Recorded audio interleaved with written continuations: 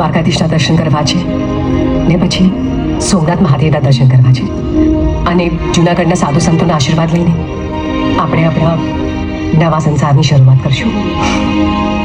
બસ આટલું? બધો સામાન પેક થઈ ગયો છે ને?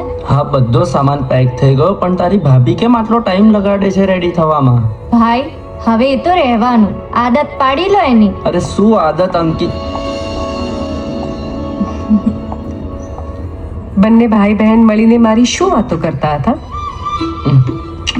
ભાભી એ તો ભાઈ એવું કહે છે કે તમે તૈયાર થવામાં બહુ વાર લગાડો છો. અરે શું અંકિતા, અરે બધું હું એવું કહું યાર, જૂઠું બોલે છે, છોડ ને. તમે એ બધું છોડો, આપણે નીકળીએ, લેટ થઈ ગયું છે, દૂર જવાનું છે. ઓકે